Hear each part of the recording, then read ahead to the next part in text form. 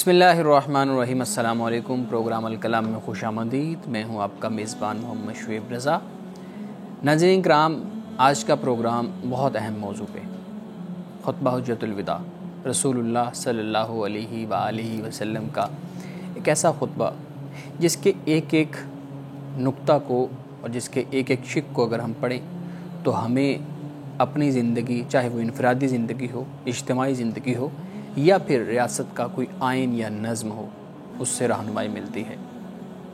انسانی حقوق سے لے کر دوسروں کی آزادی تک، اور پھر خواتین کے حقوق، غلاموں کے حقوق، اور پھر انٹرنیشنل ریلیشن، ان سب کو رسول اللہ صلی اللہ علیہ وآلہ وسلم نے اپنی گفتگو میں بیان کیا۔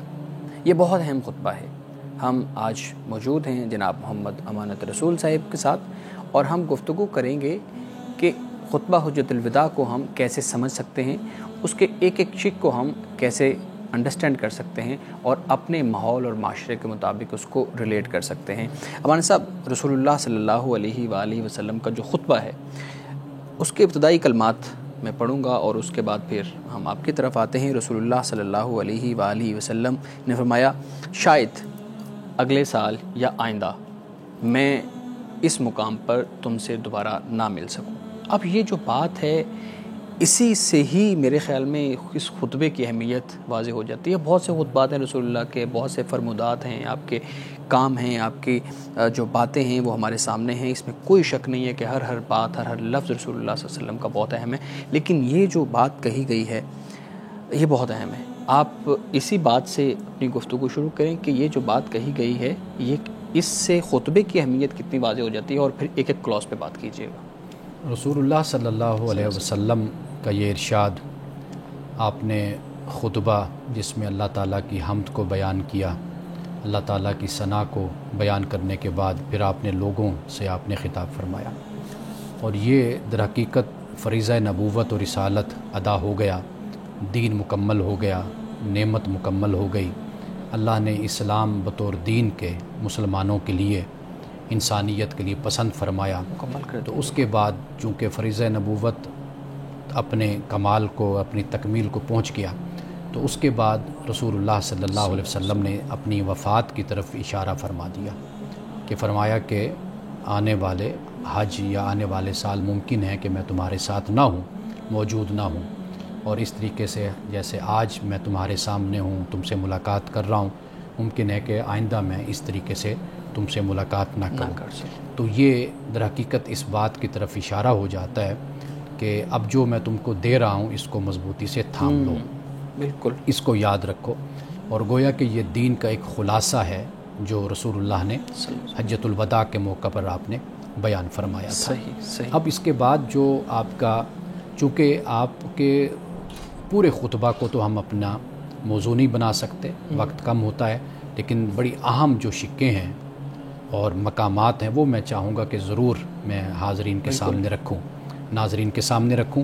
سب سے پہلے آپ صلی اللہ علیہ وسلم نے فرمایا کہ ایھا الناس، اے لوگو، ان اللہ یقول، اللہ فرماتا ہے، یا ایھا الناس انا خلقناکم من ذکر و انثی، کہ اے لوگو بے شک تمہیں ہم نے پیدا کیا ہے مرد اور عورت سے، اور وجعلناکم شعوبا وقبائل لتعارفوا، اور پھر اس کے بعد تمہیں جماعتوں اور قبیلوں میں بانٹ دیا، ہم نے تقسیم کیا ہے تاکہ تم ایک دوسرے کو پہچانو۔ ان اکرمکم عند اللہ اتقاکم، کہ بے شک تم میں سے اللہ کے نزدیک زیادہ عزت والا وہ ہے جو تم میں سے زیادہ پرہیزگار ہے۔ اس کے بعد پھر حضور صلی اللہ علیہ وسلم نے فرمایا کہ فلیس لعربی علی عجمی فضل، آپ نے فرمایا کہ کسی عربی کو عجمی پر کوئی فوقیت اور کوئی فضیلت حاصل نہیں ہے، نسلی تفاخر کا خاتمہ، ولا لعجمی علی عربی، اور کسی عجمی کو بھی عربی پر کوئی فضیلت حاصل نہیں، یعنی یہ ایک لحاظ سے ایکویلٹی کو بیان کر دیا، یعنی ذات، نسل، رنگ، اس کا خاتمہ۔ عربی اور عجمی کا لفظ تو چونکہ اس ماحول کے مطابق ہے نا، ویسے تو ہم اس کو اوورآل سمجھ سکتے ہیں کہ کسی بھی ایک نسل کو دوسری نسل کی کوئی فوقیت نہیں۔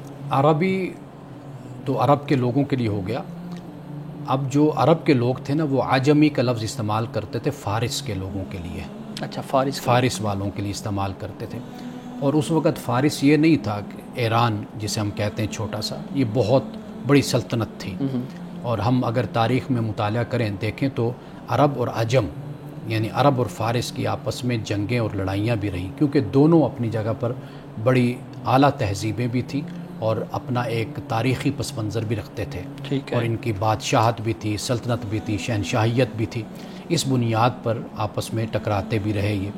تو یہاں پر جب عجمی فرمایا تو اس سے مراد یعنی آپ اس زمانے کے لحاظ سے آپ فارس کے لوگ، وہاں کے رہنے والے، آپ یہ سمجھ سکتے ہیں۔ تو یعنی گویا کہ اس میں ایک میسیج یہ تھا کہ بادشاہت یا سلطنت یا شہنشاہیت کی بنیاد پر آپس میں لڑنے کے بجائے اور اپنی فوقیت ظاہر کرنے کے بجائے اور اپنی سپرمیسی اور برتری کو بیان کرنے کے بجائے در حقیقت اللہ کے بندے بنو، اللہ کے سامنے جھکو۔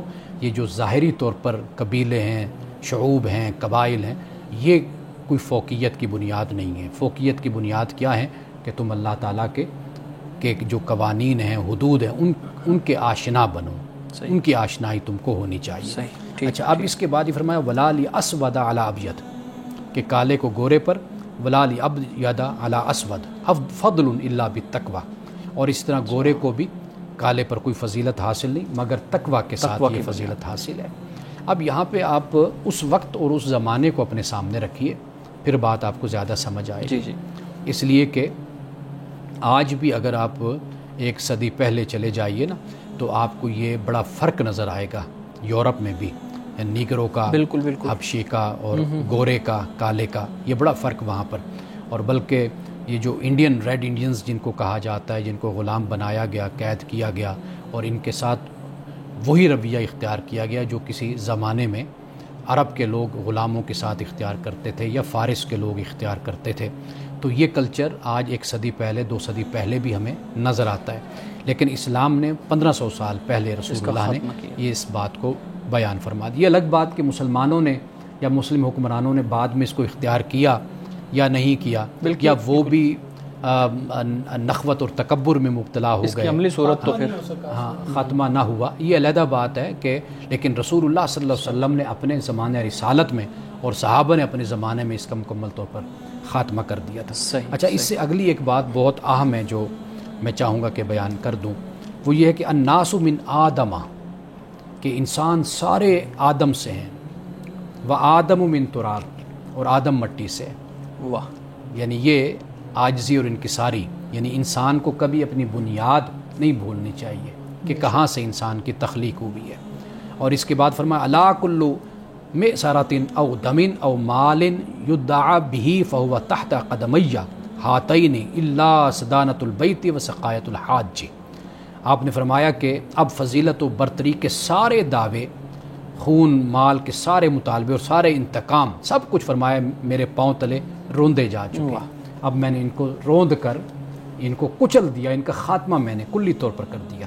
الا صدانۃ البیت وسقایۃ الحاج، ایک تو بیت اللہ کی تولیت ہے اور دوسرا فرمایا کہ سوائے حاجیوں کو پانی پلانے کے، اس لیے کہ یہ جو بیت اللہ کی تولیت تھی، بنو شیبہ، اگر اس تاریخ کو ہم پڑھیں تو یہ پہلے تو جرہم کے پاس تھی جو حضرت اسماعیل علیہ السلام کے جو سسرال تھا، پھر اس کے بعد قصی بن کلاب کے پاس آئے، پھر اس کے بعد بنو شیبہ کے پاس۔ اور آپ کو یاد ہوگا، آپ نے ضرور پڑھا ہوگا کہ عثمان بن طلحہ جنہوں نے رسول اللہ صلی اللہ علیہ وسلم کو چابی نہیں دی تھی کعبۃ اللہ کے دروازے کی، تو آپ نے فرمایا تھا عثمان ایک وقت وہ آئے گا کہ جب یہ چابی تم میرے ہاتھوں میں دو گے، پھر یہ فتح مکہ کا موقع تھا کہ جہاں پر پھر چابی حضرت عثمان بن طلحہ نے رسول اللہ کے ہاتھ میں تھمائی، رسول اللہ نے پھر واپس عثمان بن طلحہ کو دی۔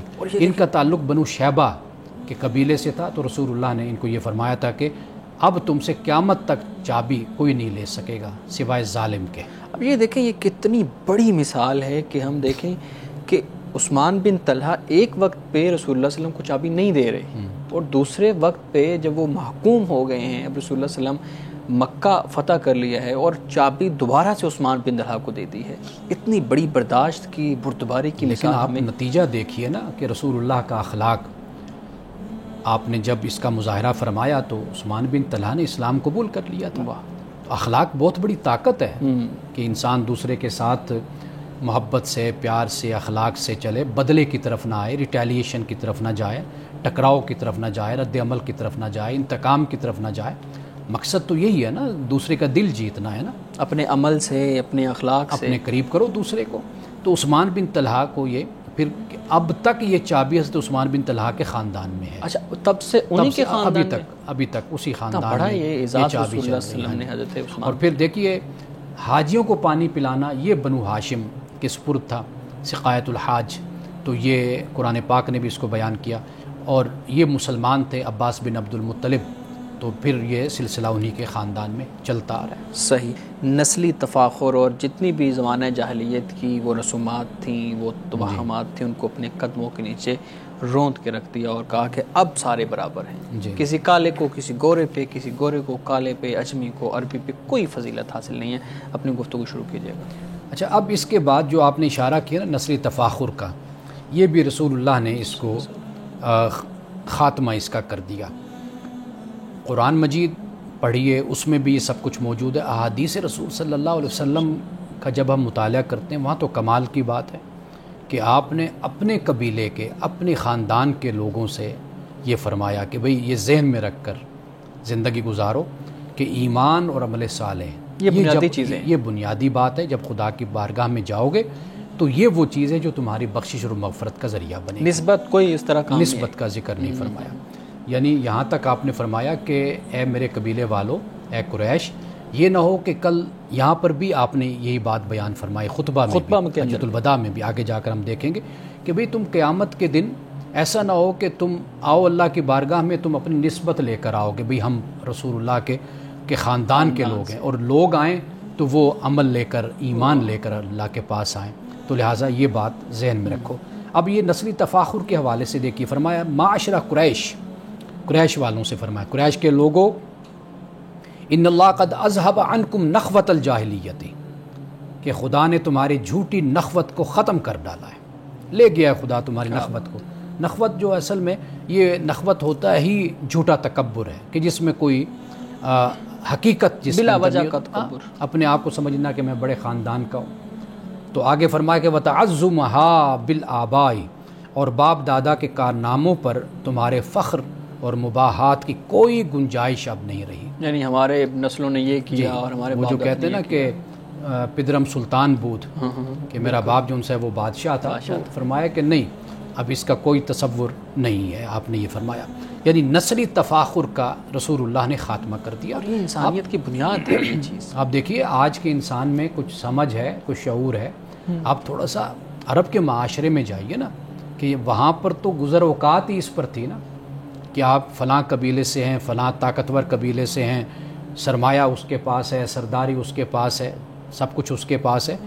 اگرچہ اس وقت بھی جو عقیل لوگ تھے، دانشور لوگ تھے، دانش مند لوگ تھے، انہوں نے کوشش اسی بات کی تھی کہ اختیارات کو تقسیم کر دیا جائے، اس لیے کہ کعبۃ اللہ مرکز تھا اس وقت طاقت کا. اور اس کے ساتھ جو تعلق تھا وہ سورۃ قریش میں بھی بیان کیا گیا، لإیلاف قریش ایلافہم رحلۃ الشتاء والصیف فلیعبدوا رب ھذا البیت الذی اطعمهم من جوع وآمنهم من خوف، کہ اس گھر کا جو رب ہے اس کی تم عبادت کرو، اس لیے کہ اس نے تمہیں کھلایا ہے اور خوف میں تمہیں امن دیا ہے. تو بیت اللہ کا بڑا مقام اور مرتبہ صدیوں سے ہے. تو لہٰذا اب حفاظت تو مل گئی، پھر اس کے ساتھ ساتھ آخر انسان ہے تو پھر وہ نسلی تفاخر میں، فخر و مباحات میں بھی مبتلا ہو گیا.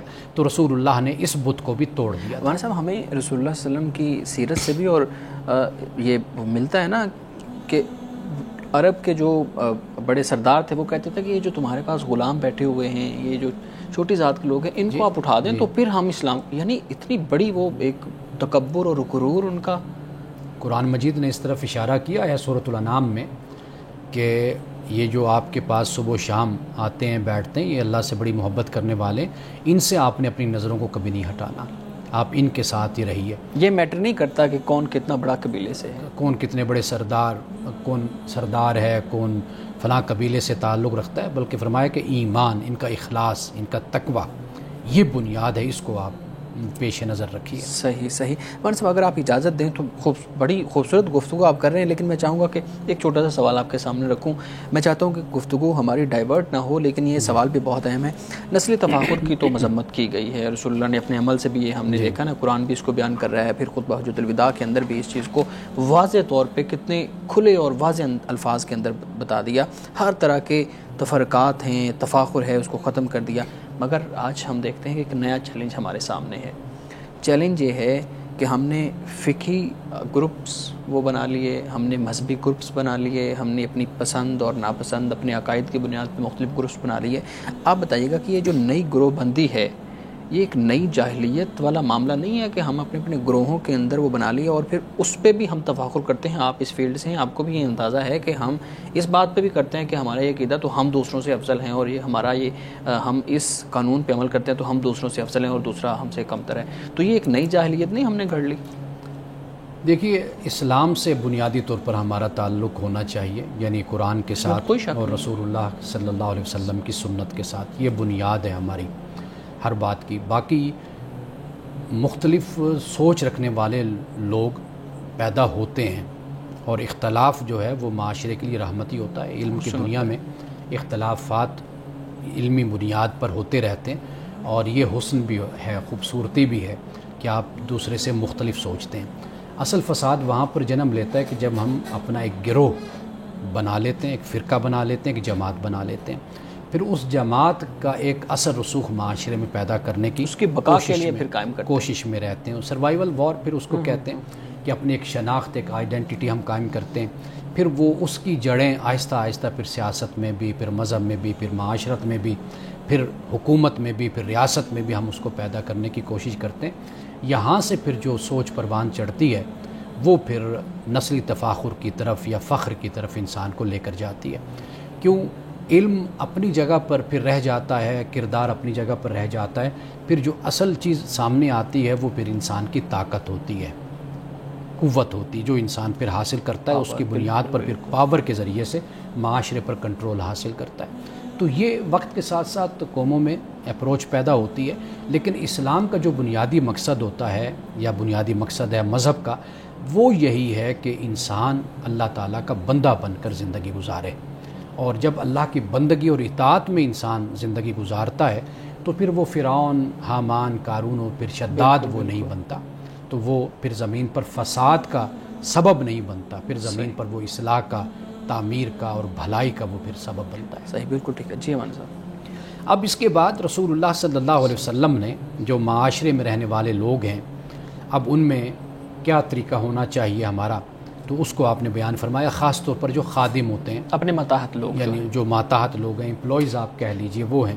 پہلے تو آپ نے فرمایا کہ ایھا الناس، اے لوگو، کل مسلم اخو المسلم، کہ ہر مسلمان دوسرے مسلمان کا بھائی ہے. وَإِنَّ الْمُسْلِمِينَ إِخْوَةٌ، اور سارے مسلمان آپس میں بھائی بھائی ہیں. یعنی مسلمان کا جو مسلمان سے تعلق ہے وہ اخوت کا تعلق بن جاتا ہے. یہ تعلق کبھی ختم نہیں ہوتا. آپ جہاں پر بھی ہیں، جس ملک میں ہیں، جس جگہ پر ہیں، آپ ایک دوسرے کے ساتھ بھائی چارہ رکھیں، ایک دوسرے کے ساتھ ہمدردی رکھیں، اس لیے کہ آپ کا عقیدہ ایک ہے. یہ در حقیقت اسلام کی فقط اتنی تعلیم ہے. باقی وہ آپ کے سیاسی تقاضے ہیں، آپ کے سیاسی ارادے ہیں، عزائم ہیں، مقاصد ہیں، وہ ایک علیحدہ چیز ہے. وہ اس کی جو شکل بنتی ہے وہ آپ اپنے حالات کے مطابق بناتے ہیں. وہ اسلام کا کوئی بنیادی تقاضا آپ سے نہیں ہوتا. اب اس کے بعد جو خادموں کے بارے میں فرمایا، ارقاکم ارقاکم، فرمایا کہ جو تمہارے غلام ہیں، خادم ہیں، ان کا تم خیال رکھو. 2 دفعہ رسول اللہ نے فرمایا. اور پھر اس کے بعد فرمایا اگلی بات بہت اہم ہے، اطعموہم مما تاکلون، فرمایا انہیں وہی کھلاؤ جو خود کھاتے. کیا بات خوبصورت. وکسوہم مما تلبسون، اور ایسا ہی پہناؤ جیسے خود تم جو پہنتے ہو. اب یہاں پہ بھی فرق کو ختم. اب یہاں پر دیکھ لیجئے کہ اگر ہم اس بات پر عمل کریں تو پھر تو ہم پھر خود عمل کا کام کرنا شروع کر دیں نا. کیونکہ یا تو پھر ہم اپنے ٹھیک ہو جائے، یا اپنے جو خادم ہیں، امپلائیز ہیں، یا تو ان کو ویسا کھلائیں اور ویسا پہنائیں جیسا ہم خود پہنیں. یہ مساوات ہے، ایکویلٹی ہے. یا پھر یہ ہے کہ رکھیں.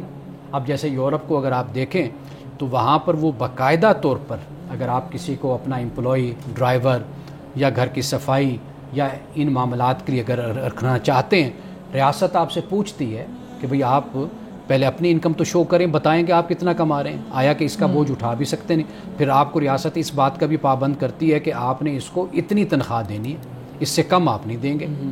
اب اس حد تک ریاست پابند کرتی ہے. ہمارے یہاں آپ دیکھ لیجئے, تو میں تو اکثر طور پر یہ کہا کرتا ہوں کہ ہم جس عذاب کا شکار ہیں, پریشانی کا شکار ہیں, جن مشکلات کا شکار ہیں, یہ در حقیقت صرف اس کی ایک وجہ ہے, وہ یہ ہے کہ ہم اب اللہ کے بندوں کا حق ادا نہیں کرتے, ان کے ساتھ زیادتی کرتے ہیں, ان کے ساتھ ظلم کرتے ہیں, ان کو جو ان کا حق کرتے ہیں, استحصال کرتے ہیں.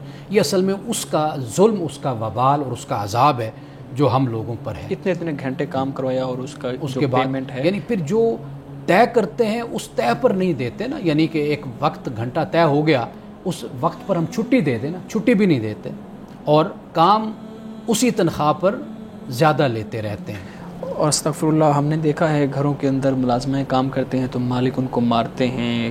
ہم نے کئی کیسز دیکھے ہیں کہ بچوں کے ہاتھ ٹوٹ جاتے ہیں, بچے کام کر رہے ہوتے ہیں. اور کمپنیز میں ہماری فرمز استحصال بہت زیادہ ہوتا ہے. اس کا خیال رکھا جانا چاہیے. میں ذاتی طور پر اس بات کے حق میں ہوں کہ آپ بہت بڑا سسٹم نہ بنائیں, آپ اتنا سسٹم رکھیں جتنا آپ لوگوں کے حقوق اور ان کی ذمہ داریاں آپ اپنی ادا کر سکیں. یہ بنیادی کام ہے. یہ علیحدہ بات ہے کہ ہمارے جو ملازمین ہوتے ہیں وہ بھی یعنی دو نمبری کرتے ہیں یا اپنی ذمہ داری پوری طریقے سے ادا نہیں کرتے. یہ بھی دوسری طرف صورتحال دیکھنے کو ملتی ہے. ماحول ہم بار بار جس کی بات کر رہے ہیں وہ ایسا بنا ہوا ہے. اچھا, آپ یہ دیکھیے کہ ہمارے ہاں کہا جاتا ہے کہ جی جاب لیسنس بہت ہے, بے روزگاری بہت ہے.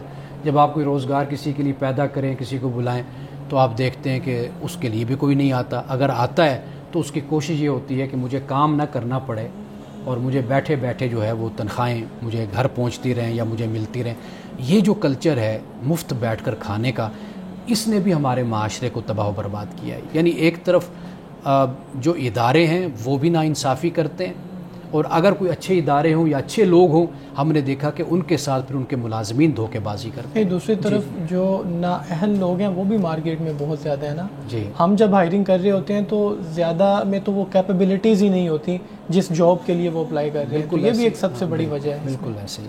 آپ نے, اگر مجھے اجازت دے تو آپ نے مختلف اداروں کی بات کی ہے. میں چاہوں گا کہ جس شعبہ سے ہم سب کا تعلق ہے ہم اس پہ بات کر لیں تھوڑی سی, اگر مناسب ہو. مساجد کو دیکھ لیں, مدارس کو دیکھ لیں. اتنا استحصال, مطلب آپ کسی ایک استاذ کو رکھ رہے ہیں تو 10,000 12,000, یہ اس کا پیٹرول بھی پورا نہیں ہوتا آنے جانے کا. لیکن 20 سال سے 30 سال سے جو لوگ کام کر رہے ہیں, میں آپ کو صحیح بتاؤں, مدرسہ کے اندر جو ٹیچر رکھا جاتا ہے اس کی کئی مدارس میں ابھی بھی بنیادی تنخواہ کتنی ہوتی ہے؟ 6,000 6,500. وہ کہتے ہیں جی ہم دیتے ہیں اتنی. اس 6,000 کے اندر, اور پھر ہم بات کرتے ہیں خطبہ حجۃ الوداع کی.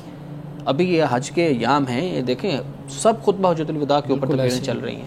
اچھا, آپ نے مدرسہ کی بات کی, آپ پرائیویٹ سکولز کی بات کر لیں, پرائیویٹ کالجز کی بات کر لیں. وہاں پر بھی جو بیچارے استانیہ ہیں, استاد ہیں, ان کی تنخواہیں 12,000 15,000 سے زیادہ نہیں ہے. 12-15,000 سے اب کیا گزارا ہوتا ہے. اچھا, پھر یہ ہے کہ آپ نے مساجد کی بات کی, وہاں پر بھی 20-25,000 تنخواہ چل رہی ہے. مدارس میں بھی 20-25,000 سے زیادہ تنخواہ نہیں ہے.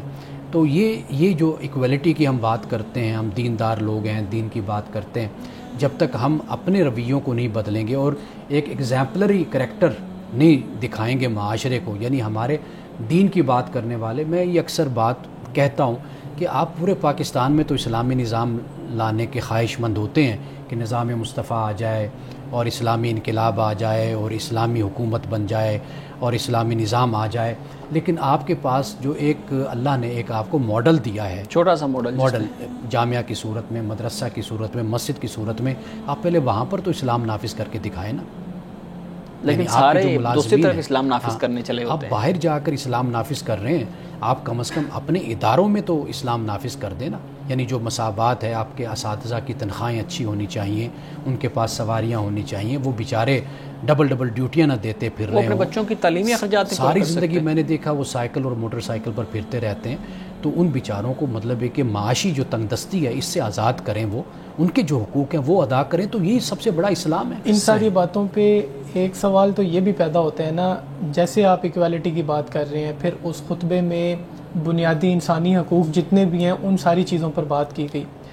سوال یہ ذہن میں آتا ہے کہ اسلام تو ٹرانسفر ہوتا آیا ہے, ہر شخص مسلمان، اب ہم سارے مسلم تو ہیں، لیکن وہ جو کوالٹیز ہیں وہ ٹرانسفر نہیں ہو سکیں. اور پھر دوسرا سوال یہ ہے کہ رسول اللہ صلی اللہ تعالی علیہ وسلم اس دور میں یہ باتیں ارشاد فرما رہے ہیں، تو اس کا مطلب وہاں پر بھی یہ خامیاں موجود تھیں اور پھر ان خامیوں کو ایڈریس کیا گیا. لیکن یعنی اس وقت بھی یہ چیزیں موجود نہیں تھی، اب بھی یہ چیزیں موجود نہیں ہیں، تو وہ جو پریچ ہوئی ہے، وہ خطبہ اور ان ساری چیزوں کا فائدہ کیا ہے؟ کچھ نظر نہیں آ رہا. رسول اللہ صلی اللہ علیہ وسلم نے جو جماعت تیار کی تھی، یہ جماعت ان تمام خرابیوں سے پاک تھی. سیدنا فاروق اعظم کا کریکٹر دیکھ لیجئے دور خلافت کا، حضرت ابو بکر کا دیکھ لیجئے، حضرت عثمان کا دیکھ لیجئے، حضرت علی کا دیکھ لیجئے، بعد کے آنے والے زمانوں کو دیکھ لیجئے. آپ کو بہت سے ایسے حکمران، حضرت عمر بن عبدالعزیز کو دیکھ لیجئے، ایسے کریکٹر آپ کو نظر آئیں گے. رسول اللہ صلی اللہ علیہ وسلم نے جب یہ خطبہ ارشاد فرمایا، نعوذ باللہ اس کا مطلب ہرگز یہ نہیں ہے کہ اس وقت یہ خرابیاں مسلمانوں کے اندر موجود تھیں، بلکہ مسلمانوں کو باقاعدہ ایک آئین آنے والے وقت کے لیے دے دیا گیا کہ تم نے ان چیزوں کو اپنے پیش نظر رکھنا ہے اور ان پر تم نے عمل کرنا ہے. اس دور میں بھی تو لوگ اجمی اور عربی کا فرق رکھتے ہوں. دیکھیں واضح بات ہے کہ اس دور میں وہ مسلمان نہیں تھے، وہ غیر مسلم لوگ تھے. اس وقت رسول اللہ صلی اللہ علیہ وسلم نے جب نبوت کا اعلان فرمایا، اس سے پہلے یہ حکومتیں، یہ ریاستیں، یہ سلطنتیں موجود تھیں. آپ نے مسلمانوں کو اس بات کی تعلیم دی، اور وہاں پر جو لوگ موجود تھے ان سلطنتوں میں، ان ریاستوں میں، ان کو بھی اسی بات کی تعلیم دی کہ بھئی یہ جو بت ہیں تم ان کو پاش کر دو، ان کو چھوڑ دو.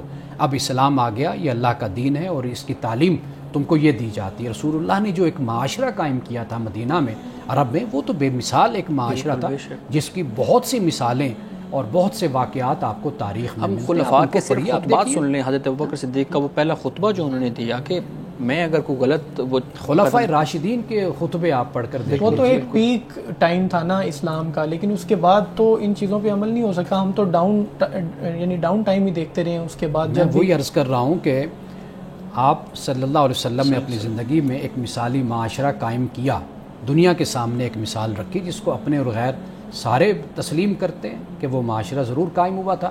باقی انسان ہیں، انسانوں میں خرابیاں، سب کچھ چلتا رہتا ہے. آج بھی جو بنیاد ہے، میں آخری بات کہ جو پیشوائیت ہوتی ہے نا، جب یہ ایک بزنس کی صورت اختیار کرتی ہے نا، مذہب ایک بزنس بنتا ہے، پھر اس سے یہ خرابیاں جنم لیتی جو آج آپ کو اپنے معاشرے میں نظر آتی ہیں. اگلا وہ آگے جو بات ہے وہ وراثت کے حوالے سے ہے. فرمایا کہ ایھا الناس، ہے لوگو، اللہ نے ہر حقدار کو اس کا حق خود دے دیا ہے. وہ قرآن میں اس کو بیان کر دیا. اب کوئی کسی وارث کے حق کے لیے وصیت نہ کرے. کیا اب اس طرح کے نہیں ہو کہ جی اس کو اتنا دو، اس کو دو، اتنا دو. اللہ تعالیٰ نے بیٹا ہے، ماں باپ ہیں، شوہر ہے، بیوی ہے، اس کے حق کو متعین کر دیا. ٹھیک ہے جی. اور پھر قرآن مجید نے کئی اور مقام پر اس بات کو بیان کیا کہ جس طریقے سے وہ اپنی بیویوں کو وراثت سے محروم کرتے تھے یا دیگر جو ان کے حقوق تھے اس سے محروم کرتے تھے، قرآن پاک نے اس کو بیان کیا ہے. صحیح جی. میں چاہوں گا کہ ہم خطبے کے جتنے زیادہ شقیں پڑھ سکتے ہیں اتنے پڑھ لیں. اب اس کے بعد خاوند اور بیوی کے جو باہمی حقوق ہیں اس کو میں بیان کر دوں کہ رسول اللہ صلی اللہ علیہ وسلم نے فرمایا کہ عورت کے لیے جائز نہیں کہ وہ اپنے شوہر کا مال اس کی اجازت کے بغیر کسی کو دے. یہ فرمایا. پھر اس کے بعد فرمایا کہ دیکھو تمہارے اوپر تمہاری عورتوں کے کچھ حقوق ہیں، اسی طرح ان پر بھی تمہارے حقوق ہیں. عورتوں پر تمہارا حق یہ ہے کہ وہ اپنے پاس کسی ایسے شخص کو نہ بلائیں جسے تم پسند نہیں کرتے. صحیح، بالکل. اور وہ کوئی خیانت نہ کریں، کوئی کام کھلی بے حیائی کا نہ کریں. صحیح. اور اگر وہ ایسا کریں تو خدا کی جانب سے اجازت ہے کہ تم انہیں معمولی سزا دو، جسمانی سزا دو، اور وہ باز آ جائیں تو انہیں اچھی طرح کھلاؤ پہناؤ. اب یہ وہ بات ہے کہ جو سورۃ النساء کی آیت نمبر 34 میں 34 میں بیان کی گئی ہے. یعنی ایک بات کیا ہے کہ مرد کو اللہ تعالیٰ نے کفیل بنایا، گھر کا سربراہ خاندان کا بنایا، معاشی طور پر بھی بنایا اور نگران بنایا. عورت گھر کو سنبھالنے والی بنائی. ہاں اگر اس میں اتنی خرابی پیدا ہو جائے کہ وہ اپنے اس پورے سسٹم کو چیلنج کر دیتی ہے، اس کو قرآن پاک نے نشوز کہا. یہ اگر مرحلہ آتا ہے تو قرآن پاک نے پھر سزاؤں کا ذکر کیا کہ جس میں پہلے یہ فرمایا کہ تم سمجھاؤ، پھر اس کے بعد فرمایا بستروں سے علیحدہ کر دو، پھر اس کے بعد فرمایا کہ ضرب لگا سکتے ہو، یعنی مارنے کا ذکر یہ تیسرے مرحلے پر قرآن پاک نے بیان کیا. یہ جو ہے مارنے کی یہ تہدید کے طور پر بیان کی گئی. یعنی عرب کے معاشرے میں جو سزا تھی نا اس کی تو کوئی حد ہی نہیں ہوا کرتی تھی نا. جو عورت کے ساتھ وہ سلوک کرتے تھے تو اس کو وقتی طور پر قرآن پاک نے تہدید کے ساتھ اس کو بیان کیا. مختصر اگر ہم اس کو مختصر بیان کر دیں، یہ جو تہدید کا معاملہ ہے، اعتراض یہ کیا جاتا ہے کہ اسلام نے یہ کیوں نہیں کہہ دیا یا رسول اللہ نے یہ کیوں نہیں کہہ دیا کہ آج کے بعد تم عورت کو ہاتھ نہیں لگاؤ گے، جیسے ہم آج کوئی حکم لگا دیتے ہیں. یہ کیوں کہا کہ چلیں تھوڑا سا جیسے نشوز کی آپ بات کر رہے ہیں کہ تھوڑی سی سزا، تھوڑا سا مارنا، یہ اس اعتراض کا کیا جواب دیں گے؟ اچھا، ایک بات تو یہ ہے کہ قرآن مجید نے اس کو تیسرے نمبر پر رکھا. پہلی بات واز کی بات کی، دوسری بات کی بستروں سے جدا کرنے کی، تیسری بات مرحلہ وار اس کو مرحلہ قرآن پاک نے تیسرے نمبر پر اس کو بیان کیا ہے. اور یہ کوئی ایسا حکم نہیں جو نماز کی طرح ہے کہ ہر صورت میں آپ نے اس پر عمل کرنا ہے. جیسے نماز پڑھنا فرض ہے، لازم ہے کہ نماز ادا کرو، یہ اس طرح حکم نہیں ہے. حکم نہیں ہے. یہ آخری بات جو اس حوالے سے وہ یہ ہے کہ قرآن مجید نے جو حل بتایا وہ یہ بتایا کہ گھر کی بات گھر تک رکھی جائے. جہاں پر یہ صورت بن جائے کہ عورت یہاں تک پہنچ جائے کہ وہ اپنی وومننس سے بھی انکار کر دے، گھر کے نظام کو چیلنج کر دے ہر لحاظ سے، تو اس کے بعد کہا کہ بھئی یہ ود ان فیملی ایشو ہے، اس کو تم اس طریقے سے حل کر سکتے ہو تو کر لو، نہیں ہے تو اس کے بعد پھر وَإِنْ خِفْتُمْ شِقَاقَ بَيْنِهُمَا، پھر وہ آگے معاملہ چلتا ہے کہ پھر دونوں کی طرف سے حکم مقرر ہوتے ہیں. وہ حکم اگر کسی نتیجے تک پہنچتے ہیں تو فیصلہ ہو جاتا ہے، یا تو گھر بستا ہے یا پھر یہ ہے کہ طلاق تک نوبت پہنچتی ہے. آخری بات اگر آپ اجازت دیں، رسول اللہ صلی اللہ علیہ وسلم کا جو اسوہ ہمارے سامنے آتا ہے وہ یہ ہے کہ آپ نے اپنی زندگی میں کبھی بھی زوجہ تو زوجہ، آپ نے کبھی کسی لونڈی پر بھی آپ نے ہاتھ نہیں اٹھایا. عملی مظاہرہ عملی سیرت اور سنت جو سامنے ہے وہ یہی ہے کہ رسول اللہ نے کبھی کسی کو ہاتھ بھی نہیں لگایا. صحیح. وقفے پہ جانے سے پہلے ہم بات کر رہے تھے. اب رسول اللہ صلی اللہ علیہ وسلم نے فرمایا فَاتَّقُوا اللَّهَ فِي النِّسَاءِ، اللہ کا تقوی اختیار کرو عورتوں کے معاملے میں. اور اس کے بعد یہ فرمایا کہ فَإِنَّكُمْ أَخَذْتُمُوهُنَّ بِأَمَانِ اللَّهِ، کہ تم نے انہیں خدا کے نام پر یعنی اپنی امان میں، تو اللہ کی امان میں تم نے ان کو حاصل کیا، یعنی وہ اللہ کے حکم پر یا اللہ تعالیٰ کی اجازت سے وہ تمہارے پاس آئی ہیں. صحیح. اور اس کے بعد فرمایا کہ لوگوں میری بات کو سن لو، میں نے حق کے تبلیغ ادا کر دیا. واہ، خوب. یہ فرمایا یعنی کہ وہ تمہارے لیے حلال ہوئی ہیں تو اللہ تعالیٰ کی اجازت سے، اللہ تعالیٰ کے حکم سے وہ تمہارے پاس آئی ہیں، تمہارے لیے حلال ہوئی ہیں. اور یہ فرمایا کہ جو میرا فریضہ تھا، ذمہ داری تھی، وہ میں نے ادا کر دی. اس حوالے سے بہت شکریہ. بلال صاحب، آپ ایک سوال کرنا چاہ رہے تھے جو خطبہ حجۃ میں الوداع پہ یہ پوچھنا چاہ رہا تھا کہ خطبہ حجۃ الوداع میں کوئی تحریف بھی ہوئی ہے یا یہ ایز اٹ از ہمارے تک ٹرانسفر ہوا ہے؟ جس طرح احادیث میں بھی بتایا جاتا ہے کہ ہمیں ایون بخاری شریف کی احادیث پر بھی اعتراضات ہوتے ہیں، تو آپ اس بارے میں بتائیے گا. یہ روایات صحابہ سے مختلف ہیں، لیکن جو اس کا کرکس ہے، جو اس کا خلاصہ ایسنس ہے، اس پر کوئی اختلاف نہیں ہے. یعنی ان پوائنٹس پر کوئی اختلاف نہیں ہے. یعنی روایات میں، الفاظ میں کوئی اختلاف ہو سکتا ہے، لیکن جو بیان کیا گیا، آپ خود اس کا جائزہ لے لیں نا کہ اس میں کوئی ایسی بات نہیں ہے کہ جس پر ہم کہہ سکیں کہ بھئی کوئی ایسی بات ہے کہ جو متن کے لحاظ سے کمزور ہے یا کسی راوی کے لحاظ سے. ایک اور بڑا اعتراض کیا جاتا ہے کہ رسول اللہ صلی اللہ تعالی وسلم نے کوئی اپنے جانشین کا اعلان کیوں نہیں فرمایا اس میں، یا خلیفہ جو آئندہ آنے والے ہیں ان کا اعلان کیوں نہیں کیا؟ سیاسی مسائل میں آمرانہ رویہ جو ہوتا ہے نا، فیصلہ کن رویہ، وہ پھر سوچ کے، مشاورت کے دروازے بند کر دیتا ہے. بہترین طریقہ یہ ہوتا ہے کہ آپ اپنے سیاسی مسائل کو اور حکومتی مسائل کو مشاورت کے ساتھ، مشورے کے ساتھ اور جمہوری طریقے سے آپ ان کو حل کریں. یہ سب سے بہترین طریقہ ہے. اس لیے رسول اللہ صلی اللہ علیہ وسلم نے واضح طور پر کچھ اس حوالے سے بیان نہیں فرمایا. اب اہل سنت کی طرف جائیں گے تو وہ حضرت ابوبکر صدیق رضی اللہ تعالیٰ عنہ کے حوالے سے بہت سے دلائل پیش کرتے ہیں. اگر اہل تشیع کی طرف جائیں گے وہ حضرت علی رضی اللہ تعالیٰ عنہ کی خلافت کے حوالے سے بہت سے دلائل اور ثبوت مہیا کرتے ہیں. تو لیکن رسول اللہ صلی اللہ علیہ وسلم نے کہیں پر بھی قطعیت کے ساتھ بالکل واضح طور پر کہیں پر بھی کچھ نہیں بیان فرمایا. تو میں ذاتی طور پہ سمجھتا ہوں کہ یہی حکیمانہ انداز یہی ہے کہ آپ نے سیاسی مسائل کو، اجتماعی مسائل کو اور حکومتی مسائل کو جن کا تعلق اجتماعیت کے ساتھ ہے، ان مسائل کو آپ نے آنے والے اپنے صحابہ پہ چھوڑ دیا کہ وہ باہمی مشورے کے ساتھ ان مسائل کو حل کر دیں۔ صحیح مولانا صاحب، ہمارے پاس 1.5 منٹ ہے، آپ کوئی بات کرنا چاہیں خطبہ حجۃ الوداع سے متعلق؟ میں اس حوالے سے ایک بات بیان کرنا چاہوں گا، وہ یہ ہے کہ رسول اللہ صلی اللہ علیہ وسلم نے تمام لوگوں کو جو مخاطب کر کے فرمایا وہ یہ کہ سنو، یعنی اے لوگو، جو لوگ یہاں موجود ہیں انہیں چاہیے کہ یہ احکام اور یہ باتیں ان لوگوں کو بتا دیں جو یہاں نہیں موجود نہیں ہے۔ ہو سکتا ہے کہ کوئی غیر موجود تم سے زیادہ سمجھنے اور محفوظ رکھنے والا ہو، یعنی ممکن ہے کہ آپ جو بات سمجھے ہیں اور یہی بات جب آپ آگے پہنچائیں گے وہ تم سے زیادہ فہم رکھنے والا، سمجھ رکھنے والا ہو، تو تم اسے بتاؤ گے تو وہ مزید بات کو کھول کر اور اچھے طریقے سے لوگوں تک پہنچائے گا۔ اگر آپ کہیں تو آگے ایک بات، جی آپ اس کو مکمل کر لیں۔ اچھا، اب اس کے بعد رسول اللہ صلی اللہ علیہ وسلم نے فرمایا کہ لوگوں، تم سے میرے بارے میں خدا کے ہاں سوال کیا جائے گا، لوگ یعنی خدا میرے بارے میں تم سے پوچھے گا، بتاؤ تم کیا جواب دو گے؟ لوگوں نے جواباً عرض کی، ہم اس بات کی شہادت دیں گے کہ آپ نے امانت پہنچا دی۔ اللہ کی یعنی یہاں پر امانت سے مراد کیا ہے؟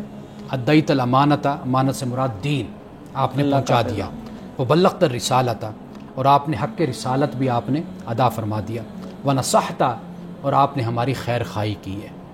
یعنی ہم اس بات پر گواہ ہیں، اور کل قیامت کے دن جب آپ کے بارے میں ہم سے پوچھا جائے گا تو ہم اللہ کی بارگاہ میں یہی عرض کریں گے۔ یعنی حق رسالت مکمل طور پہ ادا ہو گیا، اور پھر الیوم اکملت لکم دینکم، کہ دین آج مکمل ہو گیا۔ مولانا صاحب بہت شکریہ خطبہ حجۃ الوداع کے ایک شق کو بیان کرنے کا۔ بلال بہت شکریہ آپ کے وقت کا۔ ناظرین کرام، اس دعا کے ساتھ اپنے پروگرام کا اختتام کریں گے۔ اللہ رب العزت حسن کلام اور تاثیر کلام عطا فرمائے، ہماری زبان کے گروں کو کھول دے اور سننے والوں تک خیر کا پیغام پہنچے۔ اجازت دیجیے، خدا حافظ۔